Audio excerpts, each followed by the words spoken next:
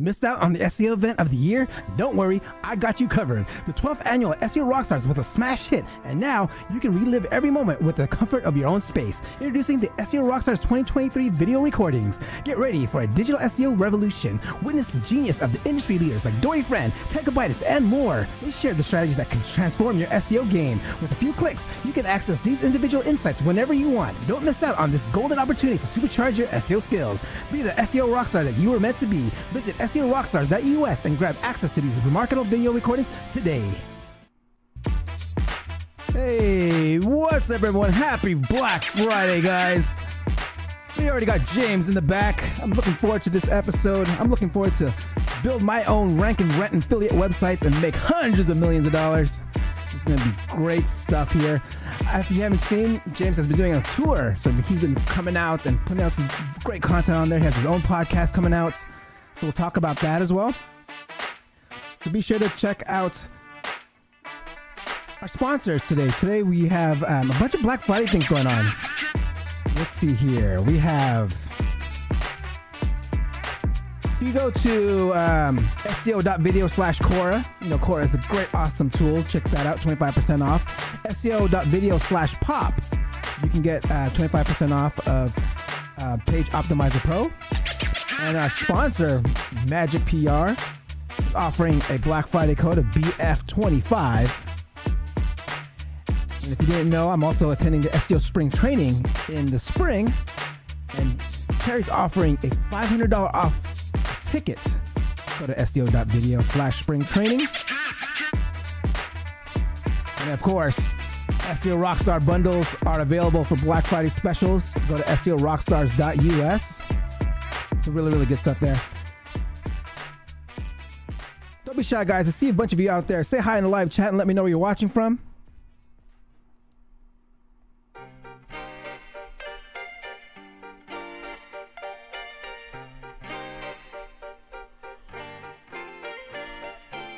Logan, what's up, James?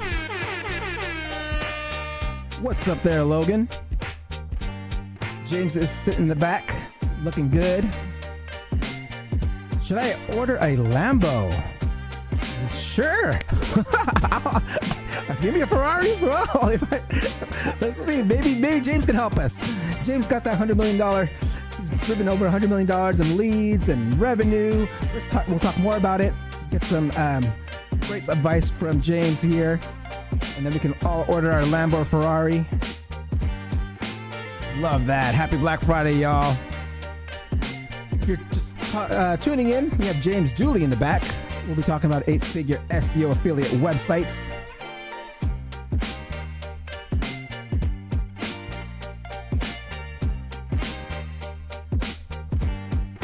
Be sure to get your questions ready and I will address them in the order that they receive. We will be talking about affiliate websites, rank and rep websites. So make sure the questions are on topic, and I will get to them as soon as I can. Freddie says, happy Black Friday, y'all. Yes, it's Black Friday. If you missed out the very intro, we have some Black Friday specials going on. Be sure to check out seo.video/Quora, seo.video/Pop for 25% off. Magic PR is also offering a Black Friday code, BF25. And SEO Spring Training, $5 off a ticket. SEO.video/spring training. Check that out. And of course, our sponsor, SEOrockstars.us, has some great bundles going on as well. Let me go ahead and play a little quick teaser for the SEO Spring Training so you can kind of get a feel of what's going on here. Let me see this right here.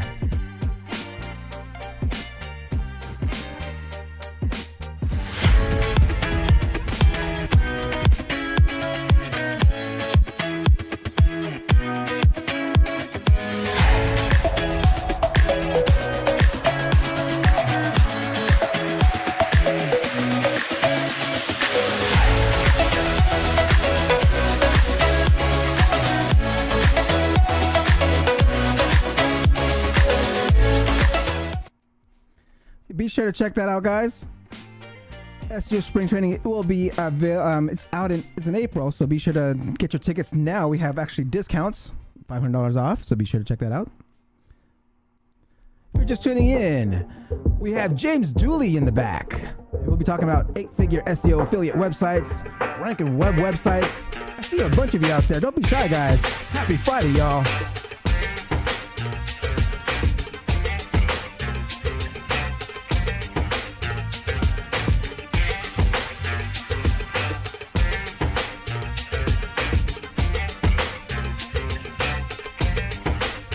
Kenneth. Hey, Dre. Happy Friday. What's up, Kenneth?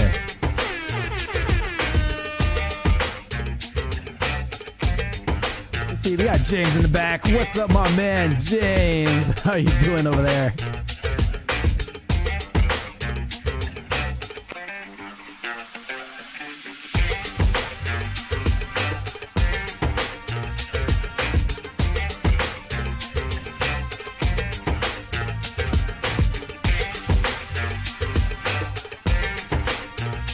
How's everyone's Thanksgiving?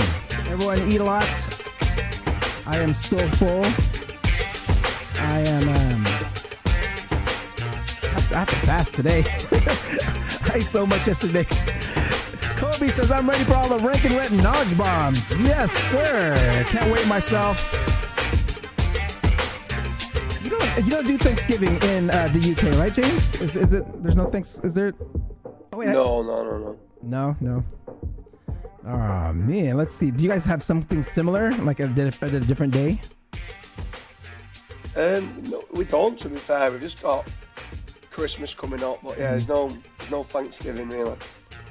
Got it. Love it.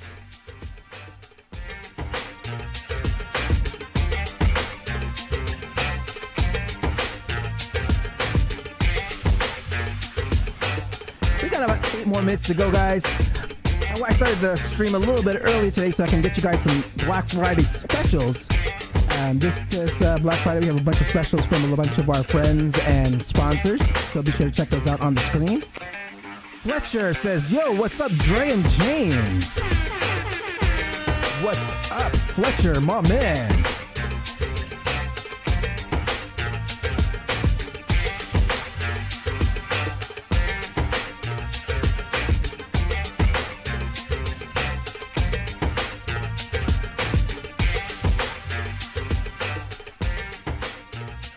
If you're just tuning in, we got James Dooley in the back. That's him right there to the left side of your screen. And I want to, we'll be talking about affiliate websites, rank and rent websites. What's up, SEO Pros by Maddox? What's up, Maddox? So be sure to get your questions ready. Brian, my man, I finally made it on time to see the whole show live. Yes, Brian, my man, I'm excited for this episode as well. We got James in the back. Just grooving to our beats. Oh yeah, look at him go. If you're just tuning in, guys, we got James Dooley in the back. We're going to be talking about 8-figure SEO affiliate websites and ranking web websites. Everything you need to know and how to generate a business out of this. We also have some Black Friday specials on the screen for a lot of our friends and sponsors. So be sure to check that out. Stefan, my man, every Friday or Monday or whatever time I come on, you're on. I love you, brother. Thank you so much for coming by. So check out, if you want to check out Quora, that's a great optimization tool, fine-tuning your websites. SEO.video/Quora, SEO.video/Pop. Page Optimizer Pro is another tool I use. And Magic PR, of course. My go-to for high-quality press releases. You can get 25% off EF25. And my next conference is at SEO Spring Training. $500 off a ticket. SEO.video/Spring Training. And then Rockstars. So be sure to check that out. James, actually, like you were actually at Digital Unfiltered, right? Were you there? No, I didn't. No, I didn't. Wasn't in Chiang Mai. Oh, okay. I just went to Chiang Mai SEO. Oh, you went to Chiang Mai because I was with Kazra. I know he wanted to like hook up with someone. I can't remember if it was you or someone else, or he wanted to introduce me to at this conference. But Kazra was there, but yeah, we was at another event. Ah, got it.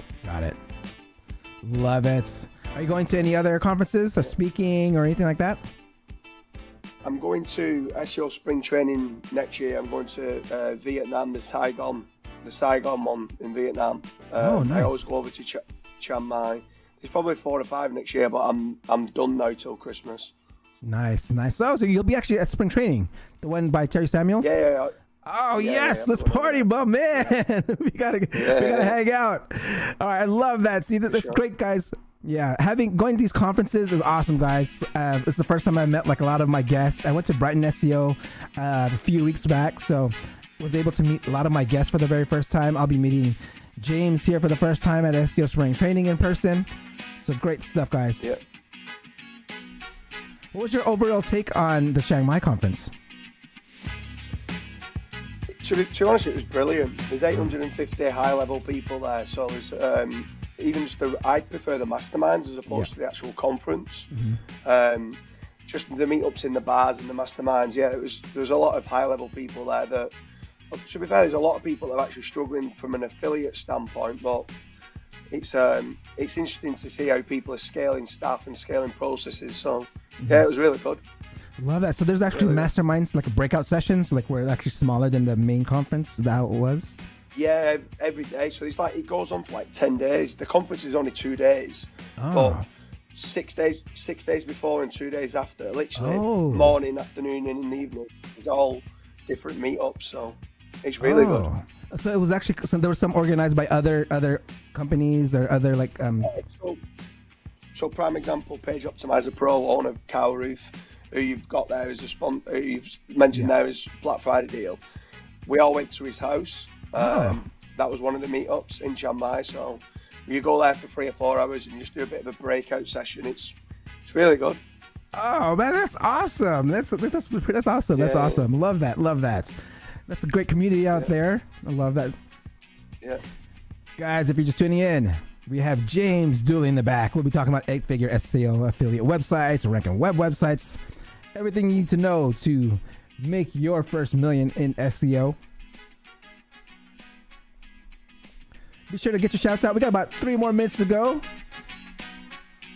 Victor, happy belated Thanksgiving, everyone. Happy Thanksgiving, Victor.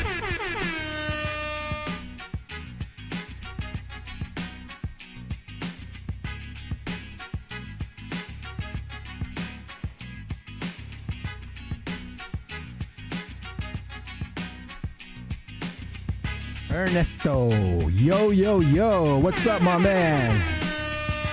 Happy Friday. Happy Black Friday, everyone. Again, if you want to check out some Black Friday specials, I have a few that I was able to gather from some friends and sponsors. So Black Friday 25% off. We got SEO.video/Cora, SEO.video/Pop for Page Optimizer Pro, which is Kyle Roof's product. Cora is actually owned by Ted Kovides, you guys didn't know that. So Cora is Ted Kovides' product.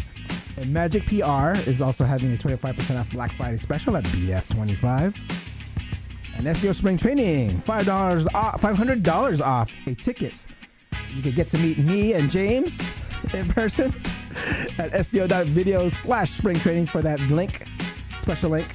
And of course, one of our conferences I've attended virtually almost for the past, 5-6 years is SEO Rockstars. So the videos are actually available now, so you can check those out at SEOrockstars.us.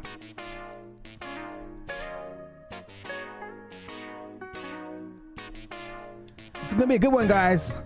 I have a bunch of questions lined up to get some great actionable items for you guys to get going. We get to learn a lot more about how James started his SEO journey. So James, I'm going to go ahead and put you on mute now, and I will unmute you about 8 minutes after. All right. Good.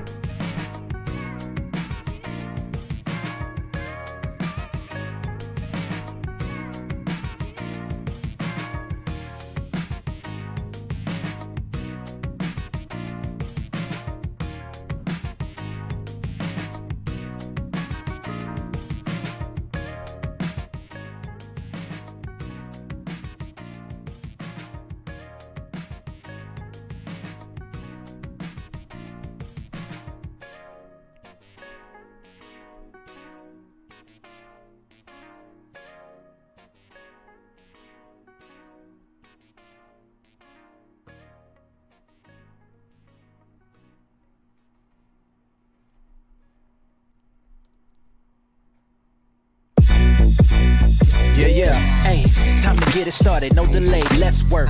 Wanna see you be an SEO expert. Paul Andre De Vera, steady dropping knowledge. Over 15 years in the game, so he knows all about it. Master the art of SEO, you will be amazed. Time to get your brand off page to on page. Dropping knowledge, legendary for sure. Whether you're just getting started or self-employed entrepreneur. Yeah, let's go. Subscribe to the SEO video show. Hey, welcome to another episode of the SEO video show where SEO is alive and fun. My name is Paul Andre De Vera, aka Dre, and I curate SEO videos released in the past week into about 1-minute clips. My favorite part of the show is when I get to introduce my guest, and my guest this week is the one and only founder of Fat Rank, James Dooley. Before we get started, let's say what's up to everyone in chat. I see Ernesto, Victor, Stefan, Brian, Maddox, Fletcher, Kobe, Kenneth, Freddie, Kalraj, and Logan. What's up, everyone? Happy Friday. Please like, subscribe, and hit that notification bell. Now let's get on with the show. Hey Dre, why do mobile marketers make good parents? They're responsive! Ah! Boom, boom, boom, boom, boom, boom, boom.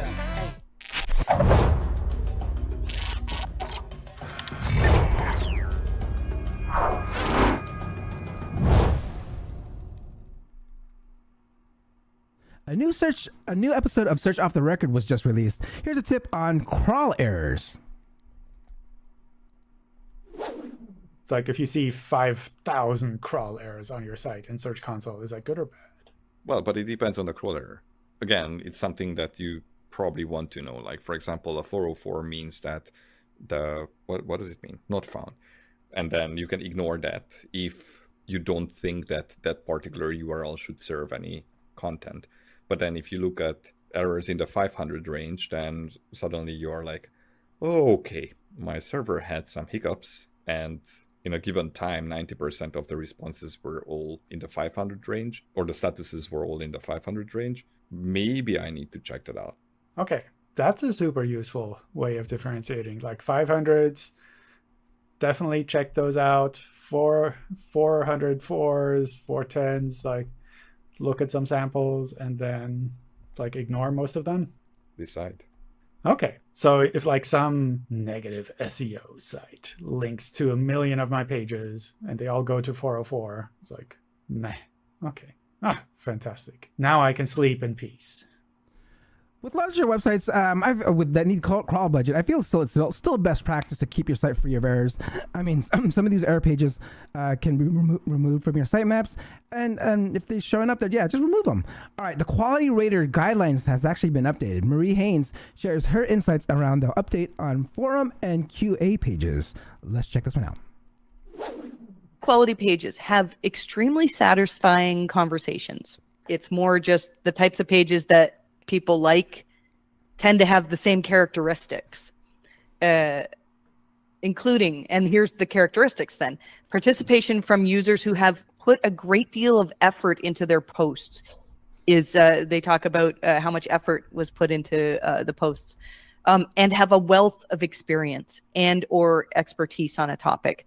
I think this could be a way to add information gain, is if you can add experience in a way that many would not have access to in their real world life. I think that's really important. I know we're talking forums here, but really important for reviews content as well, that like, if I've actually used a product, I've got this experience that you might not have, right? So being able to actually demonstrate that is something that I think that Google would reward.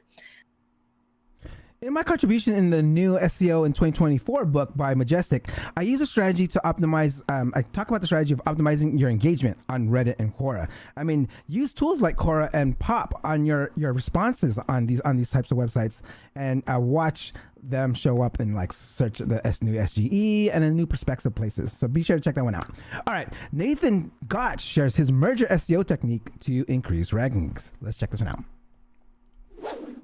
Number one, which is the merger technique. So I coined this strategy back in 2015, and since then I've used this technique to dominate my SEO competitors across countless niches, but I'm not the only one. So I got a random call from Neil Patel in 2016 because he wanted to know more about the merger technique. And since then, Neil has used my technique multiple times to explode his organic search traffic, and Backlinko used this technique as well. And even one of the top SEO agencies, WebFX, uses it. So what is the merger technique? The merger technique is the process of taking a relevant dead business and merging it, 3-1 redirecting it, to your business. And if done correctly, the merger technique will skyrocket your site's authority and trust, which makes ranking for important keywords easier. So the first step in the process is to find opportunities using a tool like Spamzilla. So number 1, integrate Ahrefs. Number 2, set your filters and uncheck all country TLDs, because it can be difficult to register domains when you aren't located in the host country.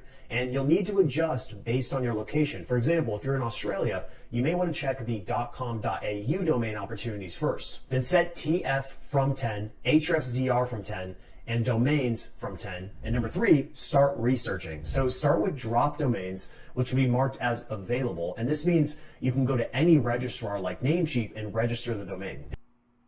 I would do this all day if I had the budget to acquire companies like Neil Patel did. I mean, he did that with, what was that one? With his keyword research was also acquired, and he just kind of forwarded on his Neil Patel. And I believe he bought like the other one, the people also ask type of thing, that other one. Either way, I don't think you can get the same results by buying expired domains. So be sure to research expired domains who were actually existing businesses. I mean, Nathan goes over the process in the entire video.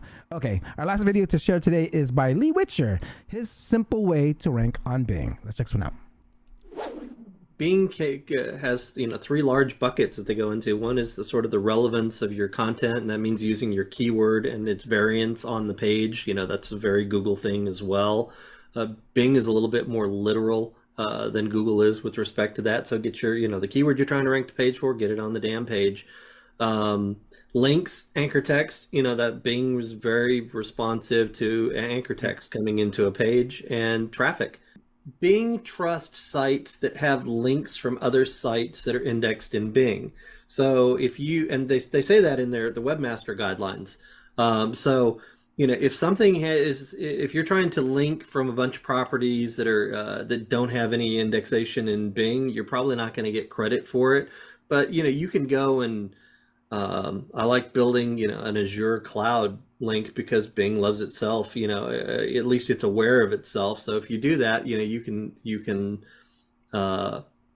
check that tick box to get you in. But I feel, how many of you are focusing on Bing? I mean, I feel there's some untapped traffic and very few case studies out there and resources on Bing SEO. I mean, this will be something very interesting to consider on creating content around in 2024. Do you know what's awesome? That would be awesome to start in 2024, building and ranking websites. This brings me to my favorite part of the show. Please ask questions and on the topic, and I will address them in the order that they are received. Before we get started, here's a word from our sponsor. Ever wondered how to get your brand noticed? I found the answer with Magic PR. Thanks to Magic PR, my brand now reaches over 300 plus premium news and media outlets. I've seen my news on AP, Bloomberg, Yahoo News, and many more. And it's not just about visibility. With Magic PR's unique SEO process, I've noticed incredible boost in traffic to my site and improved local and organic rankings. From crafting the perfect press release to building a powerful SEO campaign, Magic PR is always there for me. Want to experience the magic of PR? Try Magic PR just like I did. Watch your business reach new heights.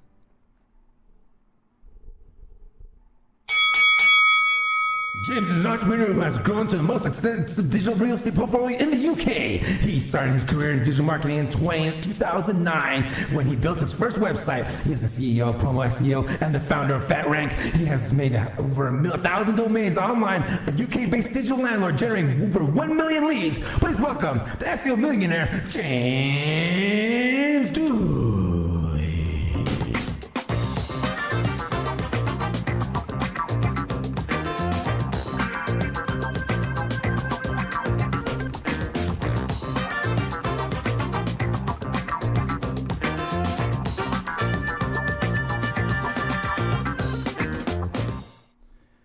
James, my man, welcome to the show. How you doing? You all right? Good. Everyone's going to round of applause. Oh, yeah, we got a bunch of people already in the live chat talking about here. We got Peter Van der Graaf saying, Dooley, shock the hell out of these white hat viewers. Share some great stories with us. Oh, man, Peter, what's up, my man? He also has an episode here. But Peter, I want to get right into it. This is the first question I ask all my SEO professionals that come on here. In 1 minute or less, how does James get ranking on page 1 of Google? That's a good question. So start off by building good quality content, making certain the right entities are on the page, using the right tools like Page Optimizer Pro for edge analysis, do topical authority, build good quality links throughout the site. Start off by hitting the homepage with a lot of branded type anchors, naked URLs, good silo structure, make certain that the site's built for speed, and yeah, that's it in a nutshell. Get the pillars right of good quality content, topical authority, and backlinks throughout the website. Love that. First knowledge bomb of today. Let me rewind this quick. Hold on. James, take us way back to 2009. How'd you first get into SEO? So I didn't actually mean to get into SEO. The construction company I was working for at the time needed inbound inquiries coming in. We got a website built, it wasn't ranking. I didn't understand why it wasn't ranking until I rang up the web designer who said, you need SEO. And then I was like, I ended up Googling what is SEO. Started from there, then started to learn there's a whole algorithm and formula behind getting to the top of the rankings. So I needed to do it for my own site, and then things just started to escalate where we started to build a second, a third, a fourth, a fifth, a sixth kind of website out for different products and services of what we did. And then from there, then we started to generate inquiries for customers that we was working for. Because if we got them busier, indirectly it would get us busier as well. And then it ended up being probably 4 or 5 years down the line, was making more money from lead generation than we was from our construction company itself. Wow. And then a lot of people then started to realize we was dominating for a lot of industries and started to ask us could we help them with their lead generation, and things just snowballed very quickly from there. Love that. So let's go back to when you said you started Googling how to learn SEO. So I'm curious, like, how did you learn it? Like, what were some of your resources? What were you like using and back then? So back then it was like Black Hat World, Warrior Forum. There's just like there wasn't that much information out there apart from a lot of it seemed to be kind of white hat tactics. So getting your keywords in your title tag, repeating the keyword several times on the page. And it was only really when I started, I went to a local meetup, and then people started talking about backlinks. The minute I started to realize what backlinks was, type of backlink back then that I built worked. If I did keyword stuff in, it worked. Basically anything that you did in SEO back then worked. It was the matter of just doing it, and the more you did of it, the better you ranked. Obviously it's a bit different now. You need more quality over quantity, but back then it was, people call it the glory days, but it was keyword stuffing and backlinks back then. And then obviously nowadays there's a lot more to it with semantics and getting the right entities and stuff like that, topical authority. But things have evolved, but it's still an algorithm at the end of the day, so it's still predictable if you know what the formula's needed and what inputs you need to put in to get the output. Love that. And stuff that were you doing back then, I mean, are any of that stuff still working today? To be honest with you, in local, there's still stuff with regards to blog comments and mass, like even GSA can still work in local. We don't specifically do much of GSA. We're mainly doing that. We still do it like tier 3s and stuff like that. But there's still a lot. There's still getting the keywords in several times on the page works better than only having it once on the page. But in the affiliate space, it's very different. But in local, you can still get away with a lot more than what people think. You can still get away with a lot of exact match anchors and stuff like that. So yeah, there's still, you can still push the boundaries a lot more than what people think in local. Like you said, affiliates a little bit different. Love that. Love that. Speaking of our topic today on affiliate websites and ranking websites, I would love to come to my first question on the topic here. So, for those what do you think? You're talking about the keywords and stuff like that. Like, what criteria matter the most in keyword research for determining, SEO when selecting an initial niche, like in affiliates? So I always try to make certain that I do a cluster at a time. So if I'm going to go into a certain industry, so let's say I'm going into, if I start off, let's say in the casino market, if I'm going to go down the market of slot games, I'm going to want to make certain that I completely cover the topic in its entirety about slot games before I start moving on to poker or baccarat or blackjack. I want to make certain that each category is finished before I move on to the next, because then I've got a nice tight cluster that are all internal, linking to each other. And I think too many people go too broad too quickly and into multiple different categorizations before completing one thoroughly.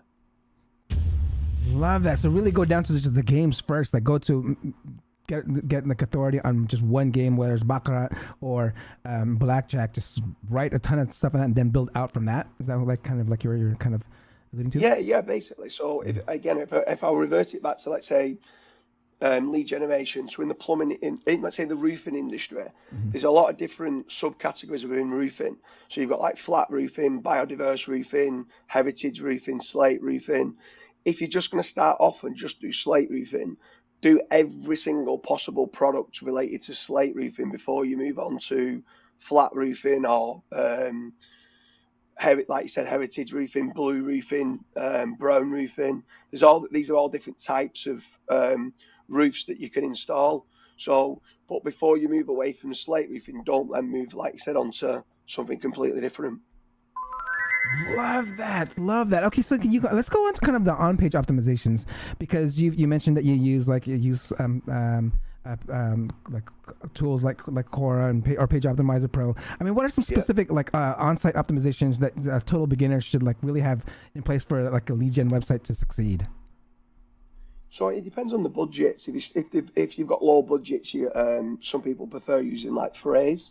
Phrase is quite good for doing outlines. Some people use Surfer SEO because they like the dashboard of it and stuff like that. Kyle Roof, in my opinion, is an absolute legend when it comes to on-page techniques. So Page Optimizer Pro is an absolute amazing tool for edge analysis, making certain that the right words are needed on the page, the right semantics, the right entities are needed in the right places as well. So making certain your core focus entity of whatever the search intent of that page is in the URL, in the title, in the H1, in the opening sentence. Going like with your subtopics in your H2s. You could use certain tools like Market Moose is quite good. Market Moose is a bit more expensive because it does a topical model system as opposed to correlation. But to be honest with you, if in local you're using any of the tools of Page Optimizer Pro, Surfer SEO, Phrase, Market Moose, you're probably 99% of the way there, because a lot of us aren't using those type of tools. Love that. We got our first question here on the topic by Stefan. Hi, James. How do you decide what content to write? How do you organize it? So that's a great question. And to be honest with you, we've got a lot of different staff within the business that actually do this in a different way. They prefer different ways of doing it. So I won't say there's a one size fits all, but if we went down the road of, let's say, a carpet cleaning website, I wouldn't start off by just doing all main money keywords to do with carpet cleaning. I'd start off with informational type terms like how to remove red wine from carpets, and go down that kind of route, which is more of an informational based page. It's easier to rank for. It gets quite a lot of search volume, and trying to get as much traffic to the site initially before you start going after the hard keywords. So some people call it like the SEO avalanche approach, or going through your traffic tiers and stuff like that. But it's about trying to start off, do a proper topical map, do proper keyword research, load 3 or 4 of your competitors in that you want to try and go after, extract all their keywords that they're ranking for, load it into like a keyword clustering tool like Keyword Cupid. You'll see what pages are needed, and then try to. The keyword difficulty tool in Ahrefs is slightly flawed because it's only based off link kind of power. But you've got to try to understand and put it into some sort of hierarchy of these are the easiest terms that I can probably rank for that's going to start getting the website kind of some sort of traffic. Start off with those and work through the traffic tiers, and then start working towards then the bigger money keywords. So yeah, start with the easier to rank for terms and then work through, but just try and get through as quickly as you can to complete the clusters that you need to basically cover the topic in its entirety about whatever topic or niche that you're entering. Love that. Hopefully that answers your question there, Stefan. So that actually kind of brings me into kind of like my next question on it is like what type of like what's the minimum like level type of unique custom content needed like per niche for the for the money site, like for the chance of it ranking before like anything else? It completely depends from niche to niche. So if you're entering an easier to rank for, like if I go in the realms of carpet cleaning, for example, if you're trying to rank for carpet cleaning in Sarasota in Florida, or carpet cleaning in Miami is harder than carpet cleaning in Sarasota. But you've still got to try and build out pages around all the suburbs of the area of around Miami, but then go after all the informational keywords. Content nowadays is that cheap with regards to you can be using AI with the right prompts like ChatGPT or blogging or whatever your preferred, like SimWriter, whatever your preferred AI writing tool is. Try to still get in like some sort of human editing to those pages. And then, yeah, I mean, we've got some sites that have only got 30, 40 pages and they could be earning us $2,000, $3,000, $4,000 a month. So it just matters how big you want to go with the site. We've got certain sites that have got 40,000 pages. But you could start off with a small suburb and then just keep building out from there. Love that. And just I kind of like I want to take this kind of rewind this a little bit back, because I mean, for those that don't know like what a ranking web website is, it's like we're talking about like how we're building these ranking websites, but what are these ranking websites doing? Like, are you renting these out? Or you selling the leads? Can you kind of explain what you're doing, kind of building these kind of like thousands of websites per location? Are you like are you actually renting them to someone, or at least kind of explain the whole process on that? So the easiest process so first and foremost, rank and rent is to get a website, get it ranking, and then rent it out to the client that would want those type of inquiries. Okay. So let's say a personal injury attorney, right? So they're brilliant at doing what they do in law and dealing with cases. But you try and talk to them about title tags, about entities on a page, about backlinks, the mind just blows up and they don't have a clue what you're talking about. So my issue is with client SEO is that if I'm trying to explain to them what I'm doing, they want to know what I'm doing, why I'm doing it, and how I'm doing it. And it becomes too much of a nightmare because I'm spending too long explaining what I'm doing than physically doing the work. I need to do nice glossy reports every month, have conversations with the client. So this method is, I don't need to talk about what I'm doing and how I'm doing it. Also, what I need to talk about is I'm going to generate you inquiries for what you want. You will get those inquiries and convert them and make good profit. Pay us a percentage of those profits. So what starts to happen is we actually start off by doing lead generation for these companies. We build up the trust. They start seeing the inquiries are exactly what they're looking for. And at that point, they start to say, okay, if we want exclusivity on that website, how much is it going to cost? Depending on the niche, depending on how many inquiries we're getting, we might say it's $3,000 a month. It could be $10,000 a month. It completely depends. And then we'll agree a figure, and then we'll rent that site out for that price. Love that. So when you're thinking about these websites, so you're actually just building them, like you're creating a set of them already, and then like if you'll find someone to take those leads, or you're building it on demand when you get a new client or you find someone that's looking for those leads. How does that work? Is it which way? So we'll enter a market before we even have got a client, because we know, let's say, roofing. People always need and will always need to have a roofer come and fix the roof, or new roofs are always going to be built on new houses. So it's up to my sales team, once we've built it and we're starting generating inquiries, to find a roofer that physically wants those inquiries. So we'll start off with a niche, and like I said, we might start off with roofing, and we'll go broad. We build a big site, everything related to roofing. We might get 10 different customers, 10 different roofers put onto that website. Once then 10 customers are on the website, at that point, we always say, like, the cream rises to the top.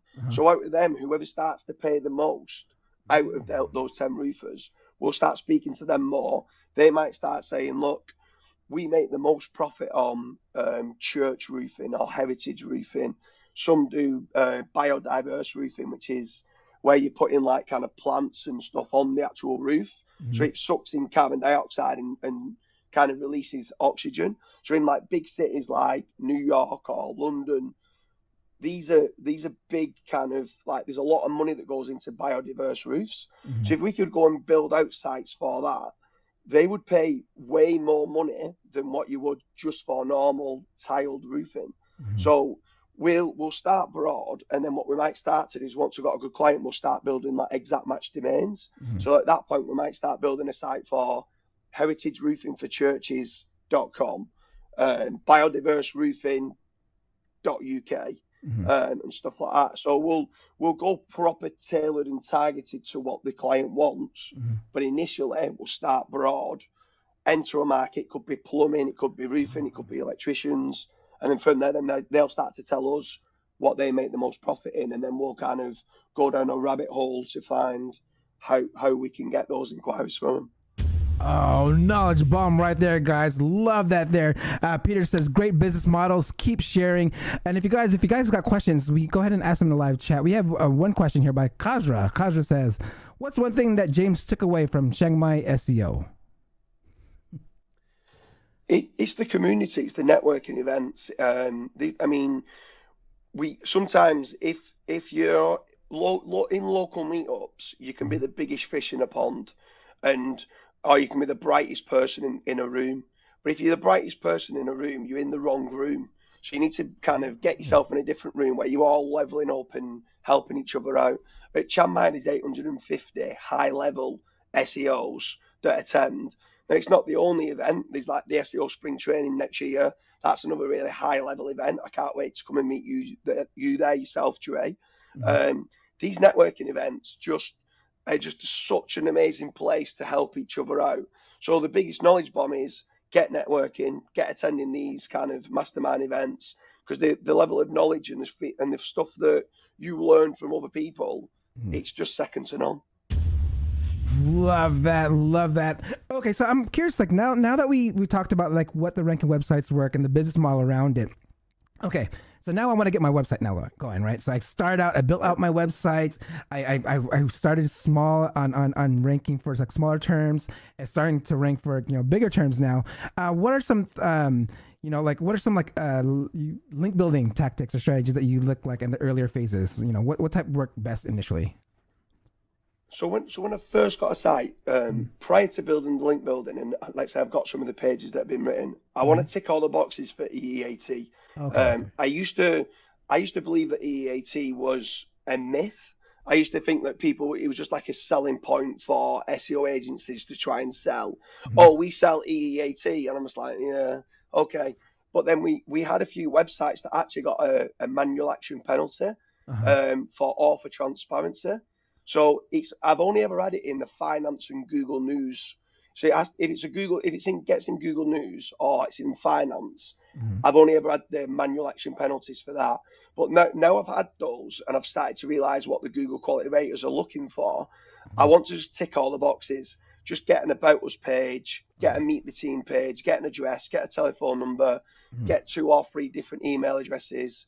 So once I've got all them, what then it allows me to do as well is, once I've got an address, is back to the question of where you first start, let's say from a link building strategy, I'll go and get myself 300 to 500 like citations, business directories, They're all no follow naked URL links that initially that you're getting, but you're getting that base layer of 300 mentions of your NAP, name, address, phone number, on lots of other sites, naked URLs, no follows.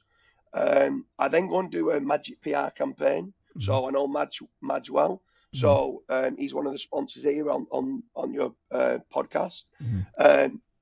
That goes and gets me 300 to 400 syndicated press articles as well. In that, I make certain that I embed an image, the video, my GMB, I get the NAP listing, and then I'll go and get, again, either branded or naked URL anchors. So I go down the realms of going after a lot of branded, a lot of naked URLs, a lot of no follow initially, just as the pillow links, the foundational links. Before then, I'll start moving on to PBNs, guest posts, niche edits, and that's where the power comes from. But to start with, I'm trying to get the foundational links put in place for trust. Love that. So okay, so in the very, very beginning, you don't even worry about like keyword rich anchor text. It's all brand mentions and all just and oh, great tip right there, guys. Great right there. I might be doing a little bit something wrong there, but yeah. So guys, if you guys gonna do that, make sure like brand, and it does make sense because you just want to establish your brand name and stuff. And you're talking about 300 to 500. I mean, I'm here maybe doing like 50 to 100. So do you think like there's still more? There should be more than just 50 to 100 and go higher? No, I mean, to be honest with you, in a lot of niches, 50 to 100 citations is fine. But for the price of them, the cost maybe 40 cents. So you're talking for 500, it's only going to cost you maybe $200, $300 to get it done. I just prefer going for quite a, like, if I'm going to go for a site, I'm going to go big, and they're all naked URLs, they're all no follows. I just want that diversity, which then allows me to get a lot more do follows, exact match anchors. It's just the foundations then are in place then for me to then go big, go broad. I also do like to give that kind of quick injection of link velocity that's coming through to the site. So it's giving that big burst.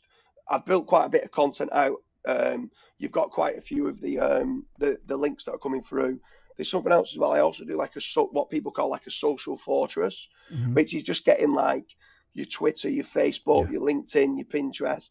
Try and get all them branded as well, which are all going back to your site.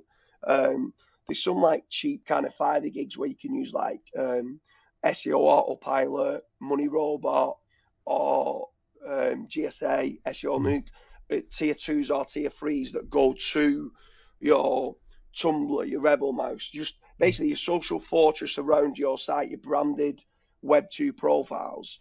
Get some links hit to them just to get them indexed. And again, they're just branded back to your homepage. So I just try to tick as many boxes as I can just to get the trust element before I'm starting to go with the power of PBNs, guest posts, and niche edits and stuff like that. Love that. A lot of knowledge bombs dropped in that one. I wanted to talk about, so you talk about trust. There's one thing that you mentioned when you're talking about EAT, and you talk about developing an About Us and Meet the Team pages, right? I'm curious because when you're making thousands of rank and rent pages, are these like real people, like real staff that you're putting on About Us and Meet Us, or like how does that work? I don't understand like how that you're able to create that. So that's an amazing question. And for the rank and rents, what we'll normally do is when we first build the site, when we very, very first build the site out, we won't have a Meet the Team page. We'll have an About Us saying what this site is about, that we're a roofing specialist and stuff like that. Once we've got a few clients on the website and that they're interested in taking those leads, we'll speak to that company and say, look, we want a message match. We want to make certain that the people know who they're inquiring with. Can we put your details on this website? In time when they're renting their website, further down the line, we'll put their company details on. We'll be putting like a telephone number which redirects through to them. We'll put their members of staff on our website. So it's my website and I own it, but I want their staff to be on my site because one, it's better for trust from my site point of view, but actually two, when they're inquiring, if let's say you're going to pick up the phone, Dre, and speak to him, and you're on my Meet the Team page, there's a message match there. You've filled in a form on roofing specialists. Dre's gone and picked up the phone and says, "Hi, I'm a roofer," and if they can see you on my site, they've got more trust then with the site, and there's a connection between. Because if it's just coming from roofing specialists, and you go and pick up the phone and go, "Hi, it's Dre Roofing," and they say, "Who's Dre Roofing?" Do you know what I mean? It doesn't make sense. Where we'll put the company staff and the company members on that site. Hopefully they might have won awards, they might have certain accreditations. We can put all that on the website as well. It's the website is going to be built for our client that's renting it. So we almost want to put their details on. We almost are competing against their website, and they love it, because business owners at the end of the day, they actually only care about one thing, and that's a return on investment. Can they make profit? So some people talk about impressions and clicks and SEO and backlinks. Some of these business owners, they don't care about that. They just care about how many inquiries they're going to get. Are they going to convert them into orders? How much profit they're going to make? And as long as they're only paying you a percentage of their profits, they're happy. So they'll do whatever you ask them to do, as long as they're making profit from it. Love that. So you actually built the sites kind of more without the about Meet the Team, and then you kind of add in that later. But okay, so I'm kind of I have a kind of curveball here, because I mean, what happens if like I'm creating these websites, and you mentioned like getting citations to the NAP, right? The name, address, phone number, and are you building like a Google business profile for this site before it actually gets a client attached to it, or like how does that work? So sometimes with regard to the addresses and stuff like that, when we very, very first build the site, we'll build the pages out initially. And when we're going after the pages, what we'll start to do is we'll rank almost without the signals, without the links. These are really, really, really easy to rank for suburb kind of areas. Not the Miami, the Sarasotas of the world in Florida. So that the smaller areas that what you can rank for. Once they start dripping in the inquiries and we're speaking to these customers, within weeks they're saying, like, when we first start, we're not charging them any money initially for the leads. So when you can't rent a site out that's not ranking, and for us to rank it, we need backlinks. So initially, the very, very, very start is we'll generate your inquiries. Don't pay for those inquiries, just pay us anything that you convert. If you don't convert, you don't pay us any money. So we'll start to generate some leads in small suburbs very quickly, even just within a few weeks. We've probably got, if we've gone out to 20, 30 roofing companies, you've probably got 5 or 6 of them that are really, really interested in working with you. They'll start to give you their information. They'll start to say, yes, you can use our address. Ideally, on the bigger site, we'll want to use an address in an ideal world for a roofer that's not got a GMB. So we can use their address to put a GMB to it. Now, once we've got that address on that website, it's then difficult for us to then send the inquiries to, let's say we've got 6 people to 5 companies. But then once you've got the other 5 companies that are interested in the leads, we can say, look, we can build you another site out, and we can build a second, a third, a fourth, a fifth site. So we can then that's when we start asking them, where do you make money? Because one of them could be tiled roofing, one of them could be blue roofing, one of them could be the biodiverse roofing. And at that point, we're going to build them a dedicated site, and then we're going to put their details on because we've built it for them. So we're going to have their address on. If they've already got an address with a GMB, we won't create a GMB for it. But sometimes they might say, look, we've got an office address here and we've got a warehouse address here, and they might allow us to use the warehouse address where we can set a GMB up. If we can't create a GMB, we don't create a GMB. But we always try to get an address. It could be the director's address that we might use, just any address that we can get hold of that they're happy for us to use, we'll put on the site. We'll never use their direct telephone number. We'll always do it through like a Twilio number, which redirects through to them. So we've always got access and control. If ever they stop paying, we can change where the inquiries are going through to on a telephone number. we can change the address if we have to. But the truth of the matter is, once they start paying, they're making a return on investment. We always make certain that they're making a return on investment. If they're not, we'll stop them renting the style they are. Like, we want the clients long term to make money. Mhm. If they're making money, they'll stay with you for a long time.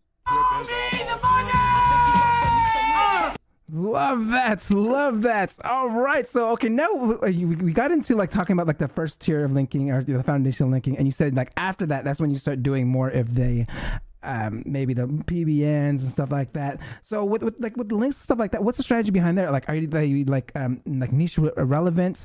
Are they, like you're making sure they're on topic, or does that matter? What's your like kind of your take on that, on backlinks?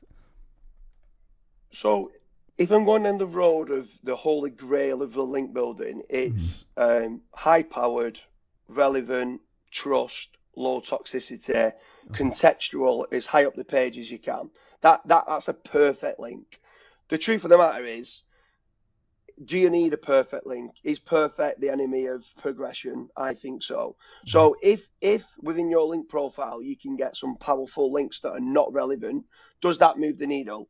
Yes, it does. Does some relevant links that aren't that powerful move the needle? Yes, it does. You want a diverse backlink profile. If you can get lots of relevant, powerful, trusted, low toxic backlinks, perfect. But some of those are very, very, very expensive to get. So is it good to have a blended mix of some that might not be relevant but might be really powerful? Does that move the needle? Absolutely it does. So I'd say just go out and get as many links as you can. I'm not saying go and get don't go and get a 5 gig with 10,000 backlinks, but if it's a high DR, not that DR is everything, DR can be manipulated, but as long as it's got some sort of power, some sort of trust, and some of the links, that's good enough. Love that. So you said higher on the page. I mean, let's talk more about like the type of quality of links. So I mean, in your past testing, you revealed like differences between, the same domain site-wide footer links versus branded homepage links specifically. I mean, like how do you like? Can you explain what your findings were? So the best quality link that you can get is on a homepage contextually. That because the most power generally is on a homepage. So that's where your PBN links kind of come in. It's difficult to get really, really relevant PBN links because like you just can't, the volume of links that you need, you can't go down the relevant route, but that's going to get your power kind of route contextually if you can on the homepage. That's where you get your power from. If you're needing then to get more relevant links because you've got a lot of powerful irrelevant links, you need to then start building more guest posts. Guest posts, you can determine the title tag, so you can make it as relevant as you want.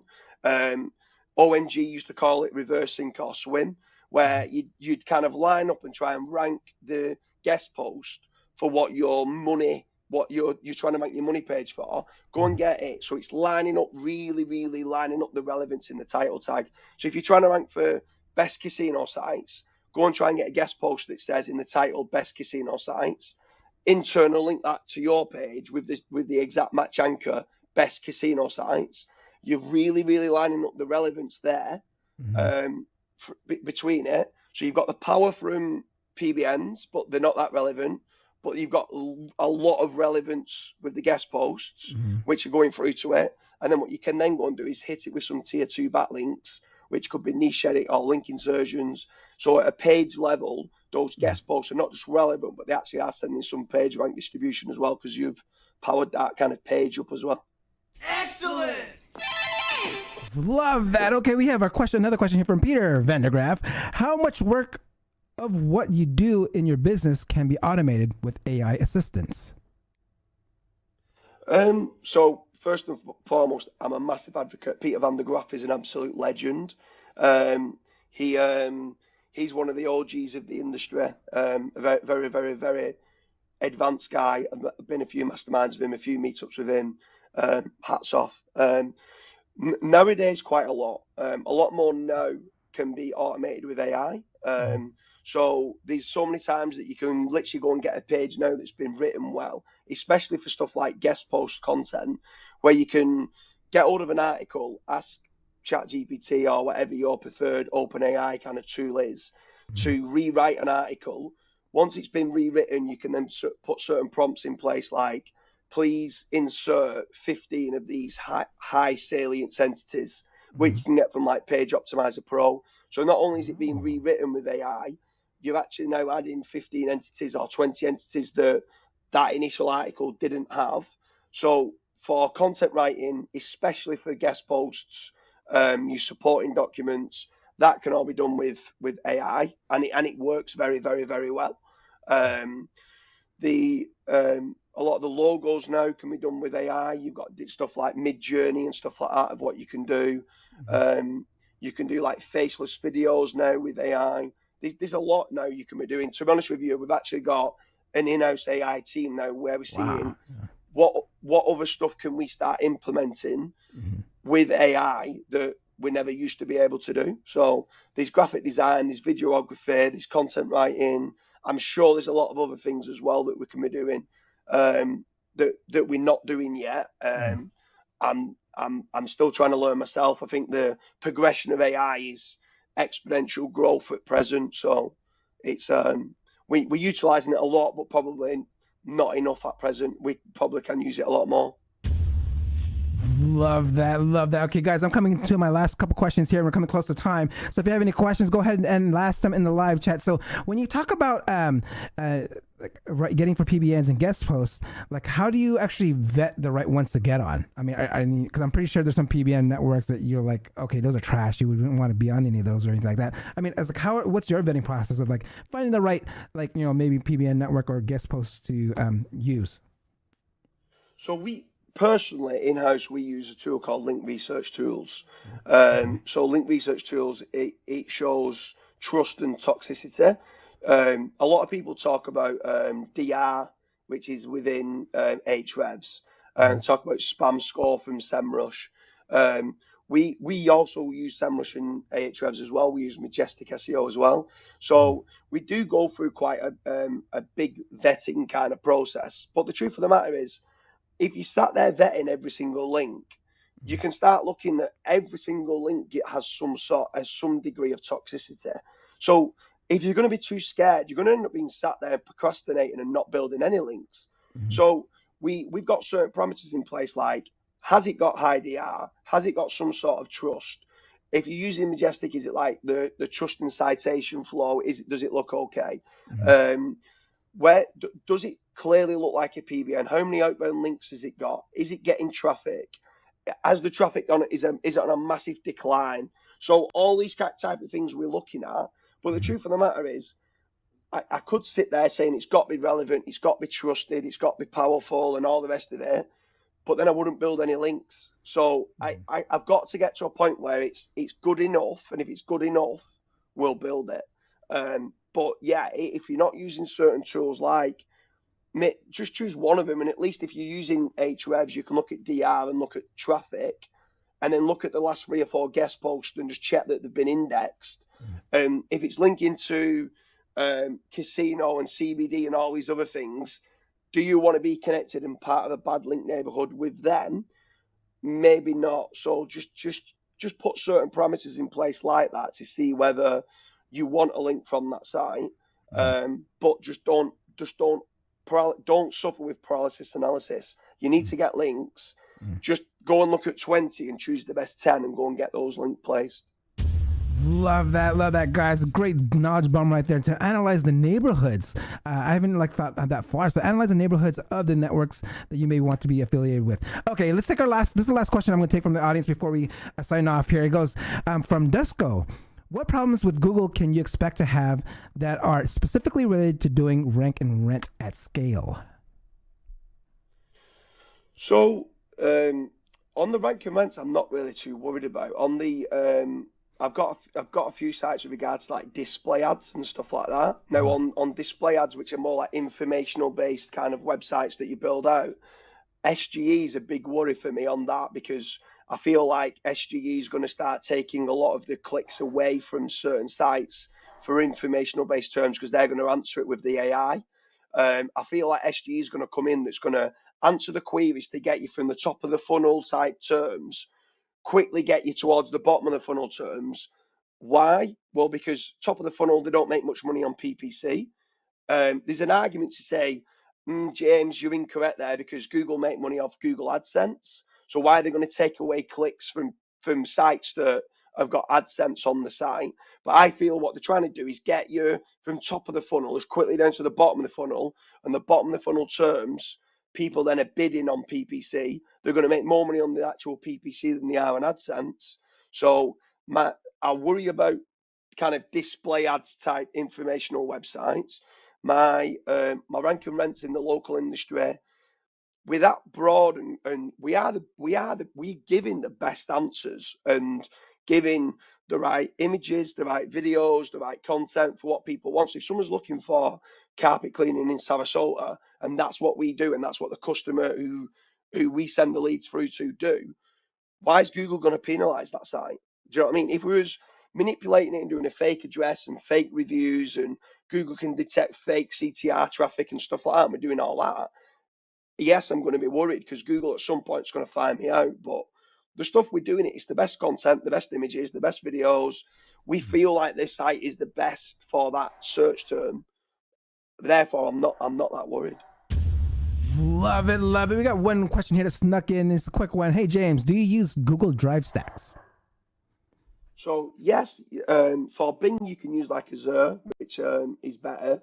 But for there's certain Google Drive stacks that people do with regards to stacking up all different stuff that are all linked together. I don't personally do it. I just order I think there's a certain like legit or SEO clerks type gig that we buy. I think it's something like $60. That's something else that we can do. After we've done the citations and the press release, if we feel like we need some more kind of branded anchors and stuff like that, we'll do a Google Drive stack with that. We'll put in embedding of images, embedding of the GMB, embedding of the videos, images, GMB. We'll put the NAT listing on there. They're all internal linking to other stuff. We'll link from the Google Drive stacks to some of the citations, some of the press, the guest posts that we have. So we're kind of tearing it all up as much as we can. So we're almost seeing it as being like the Google Drive stack's got like tier 4 to tier 3s to tier 2s, which can link to our guest posts, which are also linked to our social fortress. We're just trying to get as many mentions on the internet as we can that come back to our site. Love that, love that. And my last question of today is, if for someone that wants to become an SEO professional, become an SEO themselves, what would your advice be to them?